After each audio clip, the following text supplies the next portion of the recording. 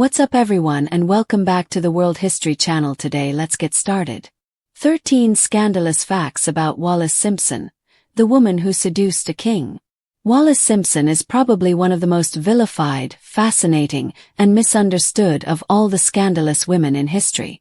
Interest in her has only increased since she first made waves on the international stage in the 1930s, in no small part due to the success of recent films and television shows like Netflix's The Crown and The King's Speech.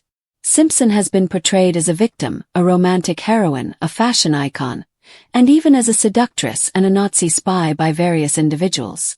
This American socialite became notorious for her affair with Prince Edward. Edward was not your typical prince.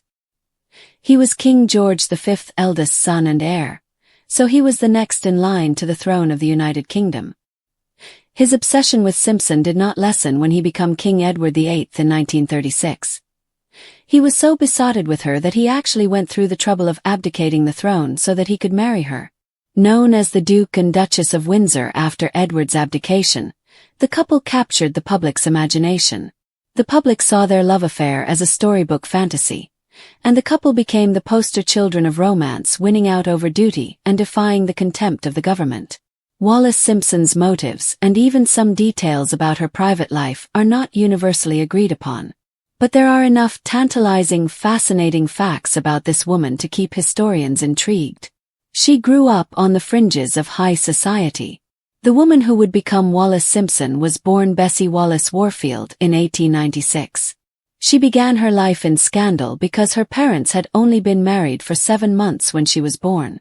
Still, she was born into a life of privilege in Baltimore society. It was not always a happy childhood, though. Her father died when Wallis was a baby, and her mother remarried after relying on family for financial support. Money problems followed her mother around. She lived just long enough to see all of her investments lost in the great stock market crash of 1929 and died penniless. She was American and had 2 divorces. She married her first husband Earl Winfield Spencer, Jr. in 1916, at the age of 20. Spencer was an American Navy pilot. Spencer was alleged to be abusive and an alcoholic, and the marriage was said to be unhappy for both parties.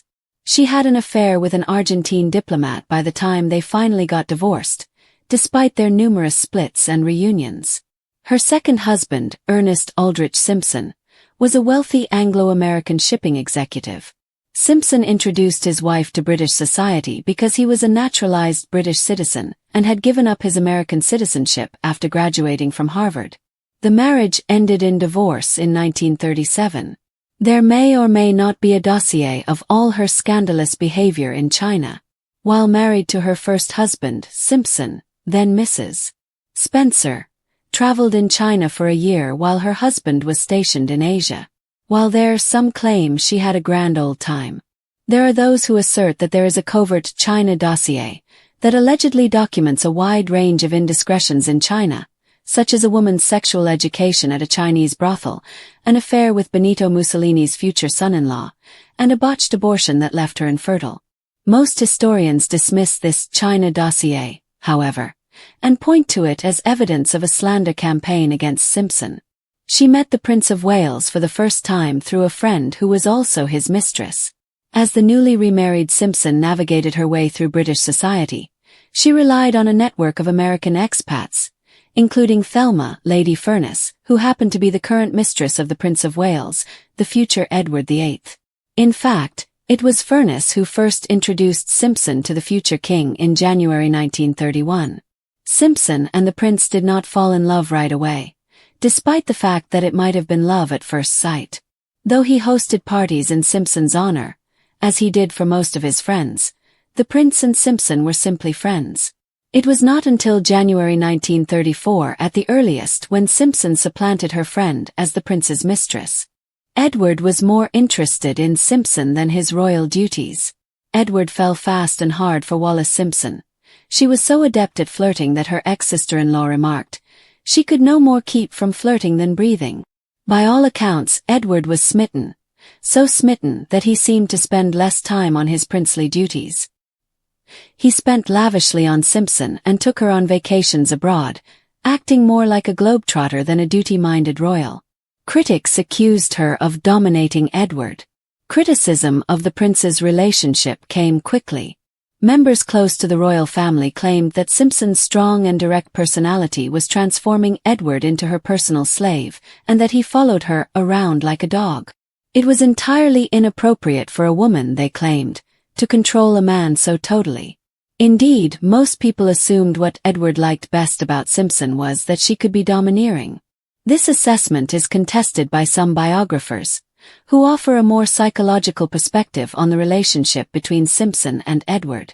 Her love affair with Edward VIII provoked an abdication crisis. When Edward became king in 1936, the criticism of Wallis Simpson only got worse. It quickly became apparent that he did not want to rule without the woman he loved by his side. What's the issue? The British people would never accept her as their queen. First of all, she had a divorce. In Britain in the 1930s, divorced women could not even be the queen or officially attend court. The Church of England, the official Protestant church headed by the reigning monarch, did not recognize divorce in the 1930s. So, it was quite impossible for Wallis Simpson to marry the head of a church that saw her as a bigamist. Further, she was still legally married to Ernest Simpson at the time Edward became king. The two could not get married, even if they had wanted to. Wallis and Ernest would not divorce until 1937. There was simply no way that Edward could take both the throne and Simpson's hand in marriage. In Edward's mind, the problem was clear: love or duty. His response was straightforward. He would do anything for the woman he loved. So on December 11, 1936, King Edward VIII took to the radio to officially announce his abdication. He stepped down from the throne, and his younger brother succeeded as King George VI. After Edward's abdication, Simpson and Edward were virtually exiled. After Edward abdicated so that his younger brother could assume the throne, he was exiled from Great Britain. Initially, he went to France, and Simpson followed as soon as her divorce was final in May 1937. A month later, they tied the knot in a French chateau, and they made France their home. Governor's wife would be Simpson's one and only official role. Edward was made governor of the Bahamas in 1940, so the couple spent a short time in the Caribbean. After the war, they went back to France, where they lived for the rest of their marriage. She was the first woman to become Time magazine's Person of the Year.